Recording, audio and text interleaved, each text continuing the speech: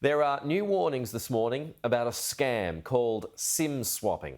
It's where criminals take control of your mobile phone, then use it to steal your money. In this Sky News exclusive, our investigations reporter Jonathan Lea speaks to a hacker in prison who reveals how criminals find their targets. And he meets victims who've lost hundreds of thousands of dollars. Armin Arakelian in Sydney lost $120,000 from his home loan account. You think that you're protected, but you're not. For the stalks in Canada, it was $300,000 in Bitcoin. It's basically our retirement fund that's gone. Both were victims of what's known as SIM swapping or SIM porting, a practice where a criminal transfers your phone number onto their phone.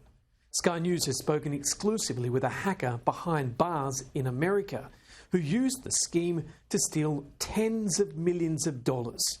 His warning spills the beans on how criminals do it. We've changed his name and voice to conceal his identity. All that requires is someone willing to break a few rules and put a few pieces together. And by pieces, I mean getting an insider at a mobile phone carrier or figuring out a clever way to trick an employee of that carrier into porting someone's phone number onto their SIM card. Jesse, as we'll call him, says vulnerabilities often exist with overseas-based call centres. These guys who work at these carriers, they don't make a lot of money, John. And a lot of the customer support representatives are based in the Philippines, where they make often dollars a day.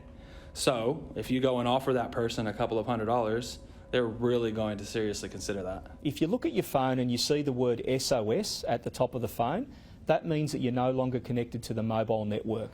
The New South Wales Cybercrime Squad points out SIM swapping has its roots in 2001, when we were first allowed to keep our phone numbers as we jumped between carriers. If they're successful and they gain control of that mobile phone number, they then have access to all of the SMS verification codes that you would receive from your banks, your financial providers, your MyGov account. I'm telling him live, my accounts are being drained right now. Shut it down. Shut my account down. Armin's hacker simply had his Optus username and login. I was beside myself. I didn't know what else to say or do, and because that phone number was now in the possession of the hacker, I could not be authenticated. Jesse says victims aren't targeted at random, but chosen from databases being traded online with their personal information and prospective wealth, especially when it comes to Bitcoin. A telltale sign can be an increase in scam emails. He also warns people against trusting two-factor authentication. He believes random passcodes can be harder to crack. Once I have access to your mobile phone with any two-factor authentication done by any organisation, you are in big trouble. Police encourage biometric measures, meaning fingerprints and face checks. Face ID in particular, if you can enable that on your bank accounts, that's an excellent option, because that means that the only person that can open that account is you.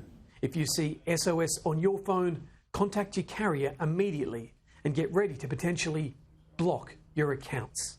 Jonathan Lea, Sky News.